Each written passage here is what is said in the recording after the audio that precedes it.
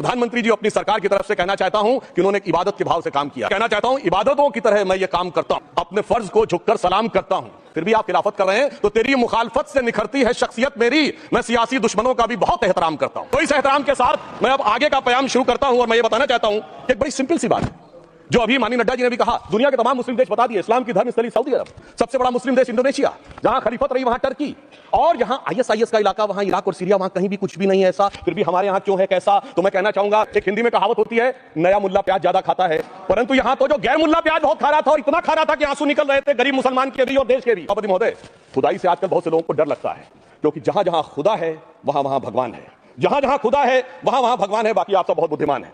मैं कह सकता हूं कि वक्त की इस मुकद्दस जमीन को अगर कैद करके रखा है तो उन चंद लोगों ने जिनके दिमाग आज भी उन चीजों में भरे हुए हैं कि कोई समझता हम तो किसी जमाने में हुक्मरान वक्त थे, कोई कहता हुजूर नवाब थे, कोई कहता बादशाह आलमगीर थे, कोई कहता है बादशाह गाजी जिंदा पीर थे।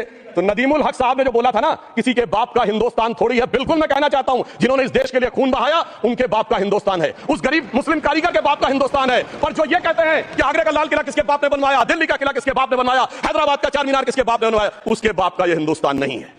और उसके बाद भी जो आप करना चाहते हैं, अगर इस रास्ते में आप कांटे बिछाना चाहते हैं, तो उनके लिए एक लाइन कहना चाहता हूं, सभापति महोदय, तेरी तमन्ना है पर हम खार ना बोने देंगे, खार कांटों को कहते हैं, तेरी तमन्ना है पर हम खार ना बोने देंगे, तुझे हम राह की दीवार ना होने देंगे, तू सबको रौंद कर आगे जो निकलना चाहे हम तेरी इतनी भी रफ्तार ना होने देंगे।